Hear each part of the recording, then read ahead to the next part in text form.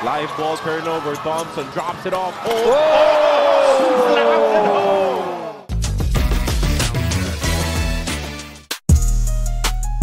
Siya ay isang half Filipino na lumaki sa Amerika. Isang player na hindi sumuko kahit hindi napili sa NBA. At ngayon, isang rising star sa PBA. Ito ang kwento ng buhay ni Stephen Holt mula Portland, Oregon, patungong Barangay Ginebra. Pinanganak noong Disyembre 6, 1991 sa Portland, Oregon.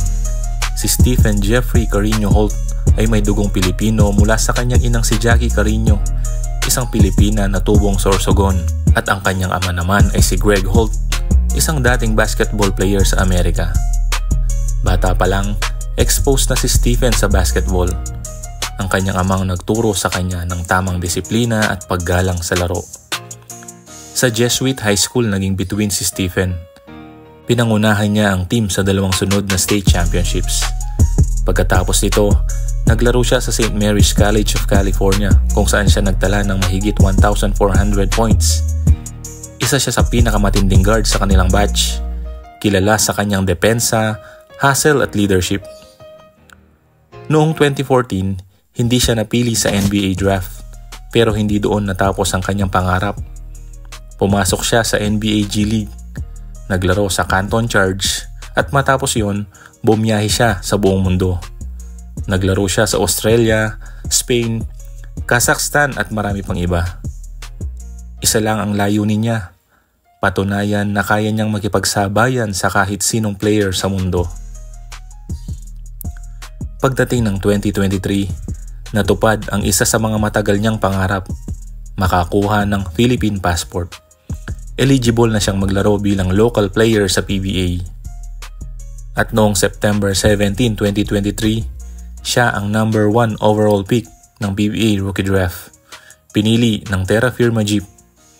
Agad siyang nagpakitang gilas. Calm, mature at clutch, para bang hindi siya rookie. Di naglaon, lumipat siya sa Barangay Ginebra, ang isa sa pinakapopular na koponan sa liga. Kasama ng mga veteranong tulad ni Scottie Thompson at L.A. Tenorio, lalo pang tumingkad ang kanyang husay.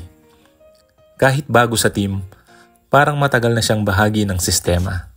Sa kanyang unang season, nakuha agad ni Holt ang titulong Rookie of the Year at nakapasok din siya sa All-Rookie team at mythical second team.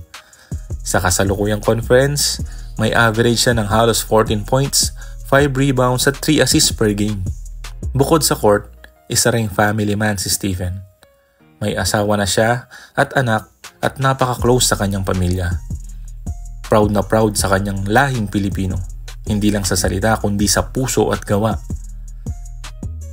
Mula sa Portland, Oregon hanggang sa hardcourt ng PBA, ang kwento ni Stephen Holt ay patunay na kahit saan ka man nanggaling, kung may sipag, disiplina at puso, maaabot mo ang tagumpay.